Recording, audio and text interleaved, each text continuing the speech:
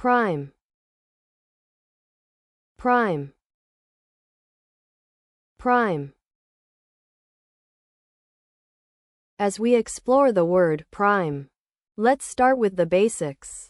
It's an adjective, so when you use prime to describe something, you're giving more information about its quality or characteristics. In common usage, prime often means being in the best or most excellent condition. Think of a prime cut of meat that's perfectly cooked.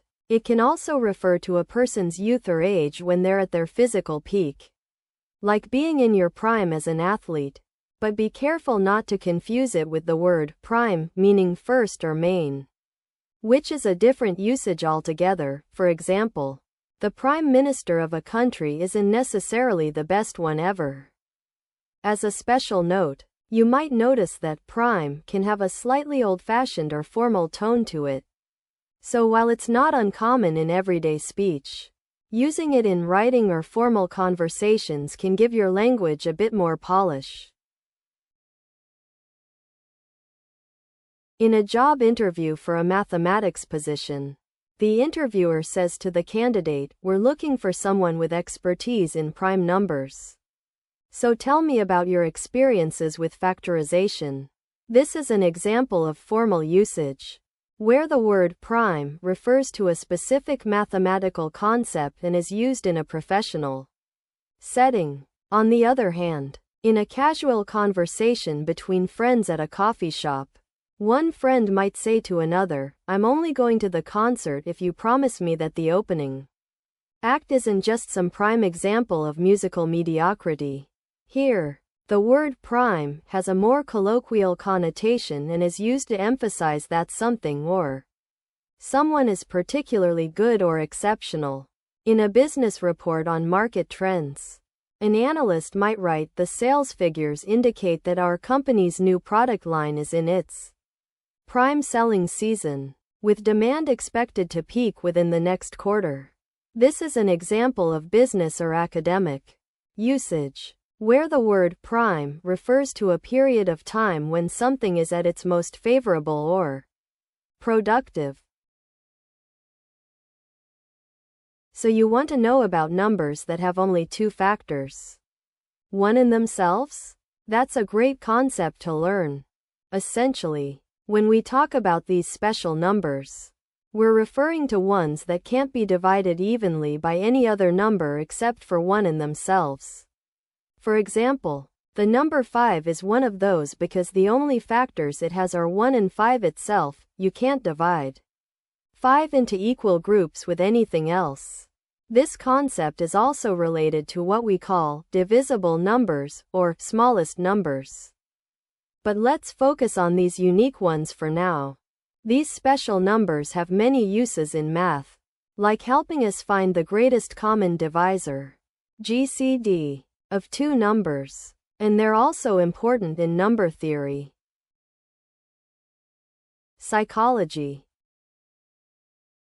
Psychology. Psychology. So, let's break down the word psychology.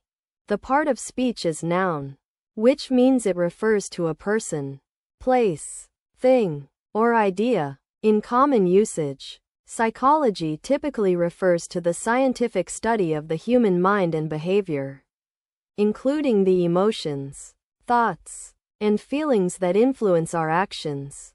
It's often used in fields like medicine, education, and social work to describe a field of research or practice. One special note about its usage is that psychology can also be used informally to refer to someone's mental state or emotional condition. But this usage is more conversational and not typically used in formal academic or professional contexts. For example, you might say, "I'm going through a tough time psychologically." But in a more serious setting, it's better to use, "I'm struggling with my mental health." Does that make sense? Here are 3 practical example sentences using the word psychology with varying contexts. At a dinner party, Sarah mentioned to her friend Emily that she had been reading about the psychology behind why people tend to eat more when they're around others, and how that relates to social pressures. Emily chimed in that it was actually quite fascinating, and they both agreed to discuss it further over dessert.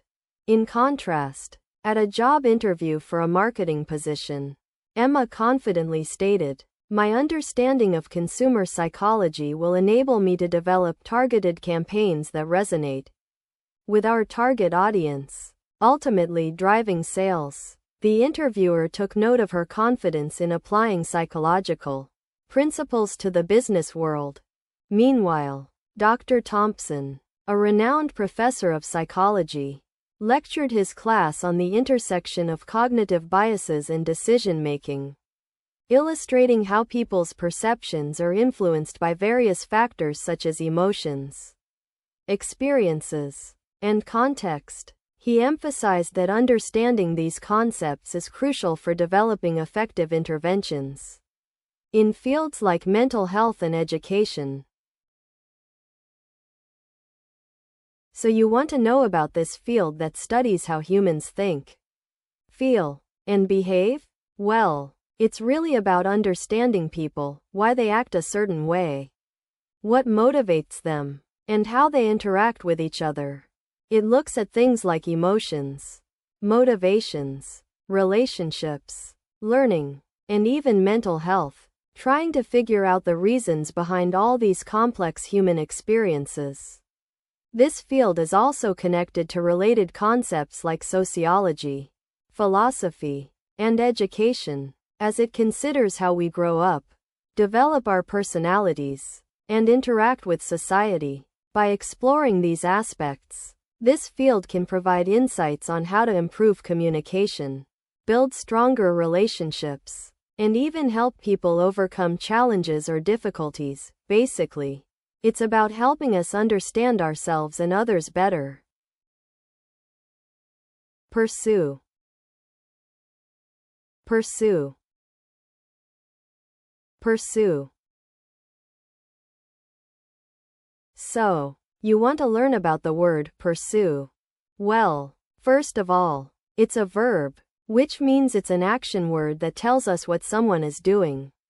In its most common usage, pursue means to actively go after or follow something, often with the intention of catching up or achieving a goal.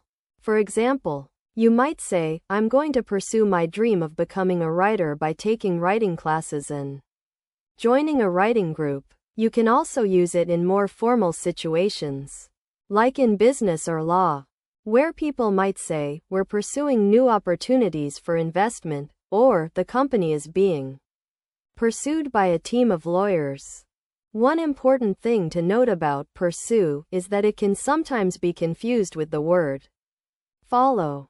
But while follow usually implies just watching or observing something, pursue typically means actively chasing after or going after something in a more aggressive or determined way.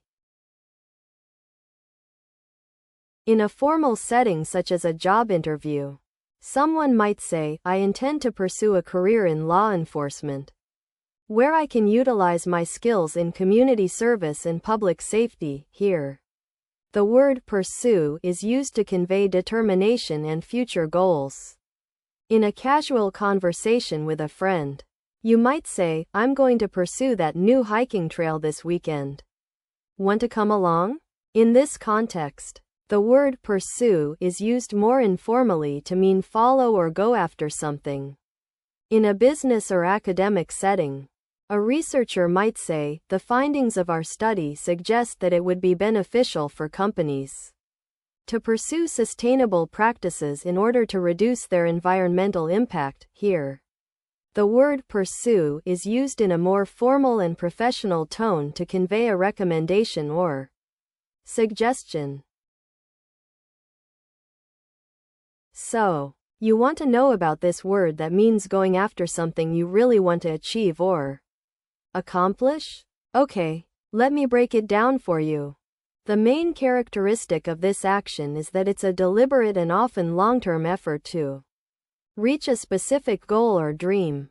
It's like setting your sights on something amazing and then working towards making it happen. In short, it's about taking the necessary steps to achieve what you want, even if it takes time, patience, and hard work. Now, some people might use words like strive or aim for to describe this idea. But we'll focus on one specific word that I think is super useful to know. Would you like me to reveal the word now?